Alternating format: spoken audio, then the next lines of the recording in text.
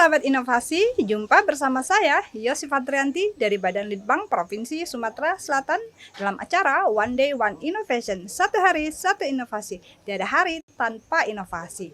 Sahabat inovasi, saat ini inovasi menjadi sebuah keharusan. Dunia terus berubah, maka kita harus adaptif dan inovatif. Untuk menginspirasi, kami hadir dengan para inovator hebat dengan inovasi-inovasinya dalam acara One Day One Innovation.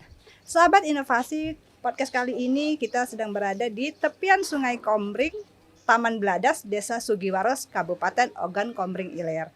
Nah, di podcast kali ini juga kita sudah kedatangan tamu, seorang narasumber inovatif tentunya, smart dan juga sangat kreatif ya dalam melakukan inovasinya.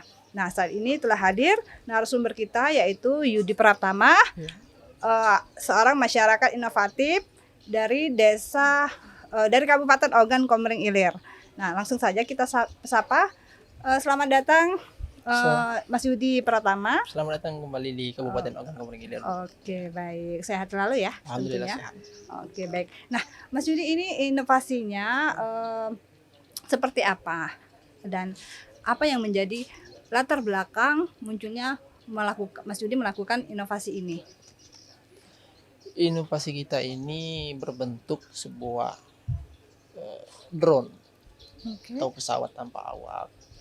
Itu sebuah pesawat yang dibuat dengan bahan barang bekas. Itu kita buat pesawat sehingga bisa mempunyai fungsi sebagaimana seperti pesawat sungguhan. Jadi yang melatari belakangi saya membuat inovasi tersebut itu dengan rasa kekhawatiran saya dengan banyaknya sampah plastik, terutama di bantaran-bantaran sungai maupun di sekitaran tempat pembuangan sampah. Jadi seperti kita ketahui, terutama jenis sampah plastik jenis styrofoam. Jenis styrofoam itu seperti yang kita tahu tidak bisa terurai dalam waktu yang begitu lama. Jadi saya berinisiatif bagaimana memanfaatkan sebuah styrofoam ini, jenis-jenis barang bekas di lingkungan saya, di sekitar saya yang seperti orang tidak berguna, tapi saya bisa berinisiatif untuk membuat sebuah hasil yang kreatif. Jadi inovasi saya ini, terutama saya seorang penghobi aeromodeling, jadi saya buat pesawat tanpa awak yang dilengkapi dengan kamera dan bisa memantau dari ketinggian, yang diperuntukkan untuk pemantauan pada saat terjadi kebakaran hutan dan lahan, terutama di wilayah saya di Kabupaten Ogan Komering Ilir di Kecamatan Tulung Selapan pada tepatnya. Itu pada saat terjadi kebakaran hutan, apalagi pada saat musim kemarau, itu titik api tidak bisa dideteksi karena di situ lahannya gambut. Jadi saya berinisiatif untuk membantu petugas pemadam kebakaran yang ada di darat, itu bisa melihat di mana titik api utama.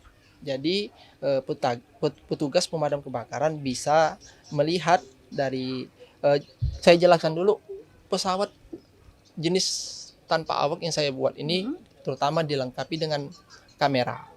Jadi pesawatnya itu berukuran kurang lebih sekitar 1,5 meter, dilengkapi dengan kamera, dan juga dilengkapi dengan beberapa perlengkapan elektronik di dalamnya itu seperti GPS dan yang lainnya.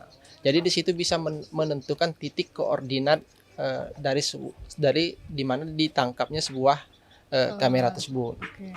Jadi dengan dilihatnya dari ketinggian, petugas pemadam kebakaran yang ada di darat jadi bisa menentukan kemana arah untuk memadamkan api tersebut. Itu terutama digunakan untuk membantu pemantauan kebakaran hutan dan lahan, dan juga bisa digunakan sebagai penggunaan pemetaan pembatasan suatu wilayah. Baik. Gitu. Jadi memang fungsinya nanti pesawat ini tidak hanya untuk mendeteksi titik api aja ya, tapi juga berfungsi banyak lagi fungsi-fungsi yang lain. Nah, nanti sebelum kita lebih jauh menjelaskan bagaimana inovasi ininya, fungsinya dan lain sebagainya. Nah, ini waktu pembuatan inovasi ini siapa saja yang terlibat? Apakah Mas Yudi sendiri atau ada beberapa partner kerja atau tim inovasinya? Kita untuk membuat pesawat atau membuat inovasi ini, kita mempunyai komunitas. Oke. Jadi komunitas itu baik komunitas secara online maupun offline. Oke. Jadi kita sama-sama belajar Mhm. untuk menciptakan sebuah pesawat air modeling yang bisa terbang sebagaimana mestinya. Jadinya untuk saya dari desa saya, jadi saya ada teman itu sama-sama untuk membuat sebuah pesawat tersebut. Jadi kami sama-sama berkreasi, sama-sama berpikir untuk memanfaatkan barang bekas di sekitar wilayah tersebut. Jadi kekhawatiran kita terhadap sampah yang begitu banyak, terutama sampah plastik. Jadi kami sama-sama berpikir untuk katakanlah memikirkan untuk masa depan bagaimana sebuah pesawat sampah-sampah ini tidak bisa menumpuk di suatu tempat pembuangan sampah. Jadi sebenarnya banyak yang terlibat, baik dari saya selaku pemuda dari Desa Kayu Arak, Kecamatan Tulung Selapan itu, dan juga banyak terima kasih kepada pemerintah setempat telah banyak mensupport dalam menciptakan sebuah kreasi ini, sehingga kreasi inovasi ini bisa saya gunakan di wilayah saya, terutama di Tulung Selapan untuk pemantauan seperti saya jelaskan pertama tadi, dan juga bisa digunakan sebagaimana untuk pemotretan atau melihat sesuatu yang tidak bisa kita lihat dari ketinggian. Oke, baik. Nah, jadi Mas Yudi tidak sendirian ya dalam melakukan inovasi ini, tapi memang idenya ini bermuncul dari Mas Yudi ya, untuk karena melihat tadi permasalahan yang ada di lingkungannya ya, begitu ya. Nah, tadi dibilang dari awal juga disampaikan bahwa pesawat ini menggunakan bahan bekas ya. Bahan bekas salah satunya adalah styrofoam. Nah, berapa persen yang digunakan, barang bekas yang digunakan dalam untuk membuat satu pesawat ini? Saya perjelas lagi untuk masalah berapa persennya itu sekitar mungkin 70-80% itu digunakan bahan bekas, tapi tidak sedikit juga kita beli seperti perlengkapan elektronik, baterai, dan juga remote controlnya itu kita beli. Walaupun itu bisa kita buat sendiri, tetapi dengan perhitungan biaya buat sendiri dengan biaya beli malahan lebih murah kita beli. Jadi kita lebih baik beli perlengkapan elektronik seperti perlengkapan pendorong supaya pesawatnya bisa terbang. Untuk barang katakanlah pesawat ini dalam tanda kutip pesawat air modeling menggunakan bahan bekas. Jadi maksudnya itu seperti bahan-bahan utama seperti styrofoam, rangka memang digunakan dengan barang bekas. Tapi di bagian spare part yang lain-lainnya itu sebagian juga kita beli, kita rakit sehingga bisa tercipta sebuah inovasi pesawat tersebut. Oke, jadi kalau sampai 75-80% artinya sangat cukup ekonomis ya, bahkan sangat ekonomis kalau mau dibilang ya, karena kita nggak perlu lagi mengeluarkan biaya untuk bahan-bahan tersebut ya. Dan itu tentu saja mudah didapat tentunya bahan tersebut. Oke, nah ini dalam menciptakan inovasi tentu saja nggak memakan waktu yang cukup singkat, tentu ada beberapa proses ya, mungkin cukup panjang juga ya, karena pasti ada try errornya juga ya. Untuk waktu pembuatan inovasi ini, jadi sebenarnya kalau spare part dan barang-barangnya sudah lengkap di sekitaran kita, baik dari perlengkapan elektronik, dari perlengkapan seperti radio kontrol, baterai, dan lain-lainnya, dalam waktu 1 hari sudah rampung dalam menciptakan sebuah pesawat ini. Jadi bahan mentahnya itu styrofoam, dan juga beberapa rangka-rangka bisa kita gunakan rangkanya itu dari bambu, dari aluminium. Jadi kebetulan saya seorang pegiat pembuat lemari aluminium. Jadi di sekitaran saya itu banyak bekas-bekas potongan-potongan aluminium, sehingga kita rangkai rangka aluminium tersebut membuat sebuah rangka pesawat terbang. Lalu dibungkus dengan styrofoam. Mengapa kita pilih styrofoam? Selain mudah didapat dan juga styrofoam lebih ringan. Bisa juga kita gunakan jenis styrofoam, polyfoam, depron, dan juga evafoam. Bisa juga digunakan kayu dan sebagainya. Juga fiberglass juga bisa. Tetapi kita dengan manfaatkan barang bekas, jadi ekonomisnya itu kita menggunakan bahan yang seadanya. Jadi gabus yang murah katakanlah bisa dibuat sebuah pesawat tanpa awak, sama seperti pesawat-pesawat yang mahal yang bisa dibeli di pabrikan atau pesawat-pesawat yang digunakan sebagai drone militer pada saat ini kan. Ya, Begitu. tapi pembuatan sendiri ternyata tidak memakan waktu yang lama Tidak ya. makan Cuman waktu memang yang lama. proses penemuan inovasinya mungkin yang Ya. cukup lama ya. Jadi kami di situ yang sangat kami pertimbangkan dalam membuat pesawat aeromodeling ini, pesawat tanpa awak ini. Terutama kita belajar secara otodidak. Mana kita tidak mempunyai latar pendidikan di bidang penerbangan di aviasi, tapi kita mempunyai keinginan untuk bisa menciptakan sebuah pesawat terbang tanpa awak hasil dari inovasi kita sendiri, tanpa kita mencontoh hasil karya orang gitu. Maksudnya itu kita juga melihat dari hasil karya-karya orang yang membuat pesawat aeromodeling tersebut. Tapi kita berkreasi mengembangkan inovasi ini harus beda dari yang lain. Ya, Maksudnya itu bisa digunakan yang seharusnya digunakan hanya untuk memotret, pemetaan dan rekreasi dan sebagainya. Tetapi pesawat air modeling ini bisa digunakan untuk jenis membantu di bidang pertanian. Bisa juga skalanya kita perbesar, pesawatnya lebih besar dari pesawat air modeling yang dari gabus, tapi mempunyai daya angkut, mempunyai fungsi seperti untuk menyerap pupuk, untuk menebar racun hama dari udara. Jadi mempersingkat waktu kerja para petani gitu. Jadi yang saya dengar ini pesawat ini juga pernah dipakai untuk mencari sapi peternak yang hilang ya. Iya, jadi kan terutama di wilayah saya di Desa Kayu Ara itu kebetulan di daerah lingkungannya itu semuanya dikelilingi oleh, kalau bahasa kami itu lebak.